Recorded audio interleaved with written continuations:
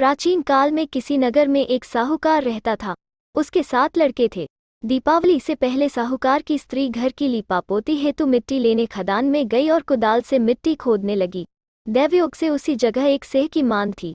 सहसा उस स्त्री के हाथ से कुदाल बच्चे को लग गई, जिससे सेह का बच्चा तत्काल मर गया। अपने हाथ से हुई हत्या को लेकर साहूकार की पत्नी को बहुत दुख हुआ, परंतु अब क्या हो सकता था। वो शोककुल पश्चाताप करती हुई अपने घर लौट आई। कुछ दिनों बाद उसका बेटे का निधन हो गया।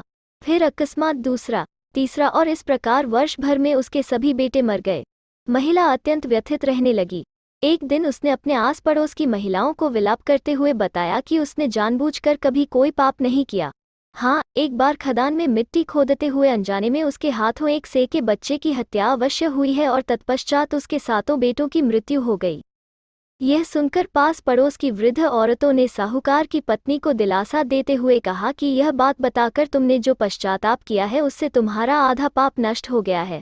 तुम उसी अष्टमी को भगवती माता की शरण लेकर सेह और सेह के बच्चों का चित्र बनाकर उनकी आराधना करो और क्षमा याचना करो। ईश्वर की कृपा से तुम्हारा पाप धुल जाएगा। साहूकार की पत्नी ने वृद्ध महिलाओं की बात मानकर कार्तिक मास की कृष्ण पक्ष की अष्टमी को उपवास व पूजा याचना की। वो हर वर्ष नियमित रूप से ऐसा करने लगी। तत्पश्चात उसे 7 पुत्र रत्नों की प्राप्ति हुई। तभी से अहोई व्रत की परंपरा प्रचलित हो गई।